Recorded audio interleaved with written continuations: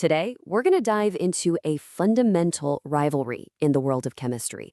Think of it as a story about two incredibly powerful and totally opposite chemical families that pretty much shape our world, acids and bases. But here's the thing. How do you even tell them apart? So often, they just look like plain old water. Well, believe it or not, the first clue can be found in a place you'd never expect, your kitchen. Yep, a simple red cabbage actually holds the key to unlocking this whole chemical mystery.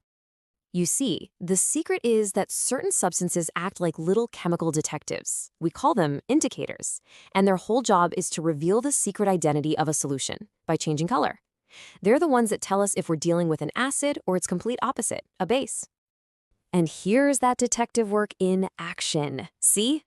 Red cabbage juice turns this vibrant pink when you put it in an acid, but it flips to blue in a base. A common indicator we use in the lab called unit test solution does basically the same thing.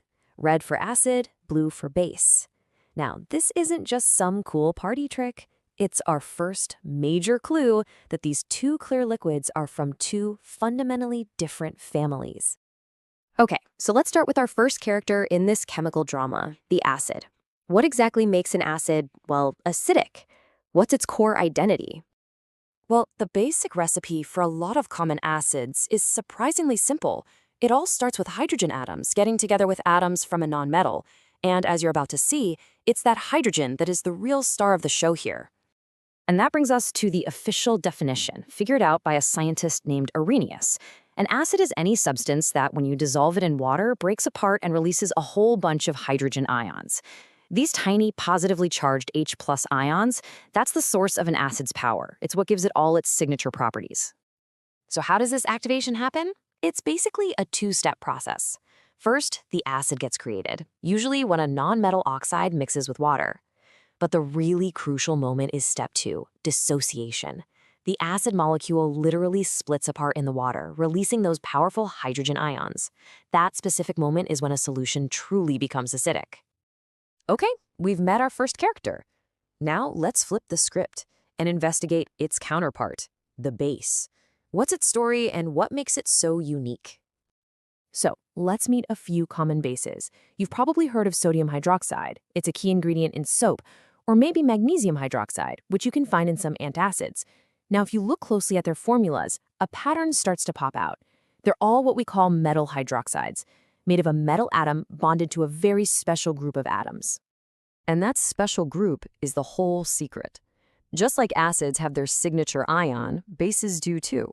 A base is any substance that, when you dissolve it in water, breaks apart and releases a bunch of hydroxide ions. That's the OH- ion. So here's the main takeaway. Acids release hydrogen ions, and bases release hydroxide ions.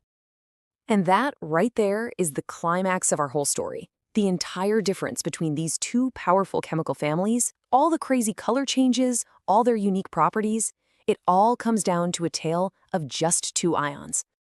Seriously, it all boils down to this. The acid signature is the hydrogen ion, H+. The base's signature is the hydroxide ion, OH-.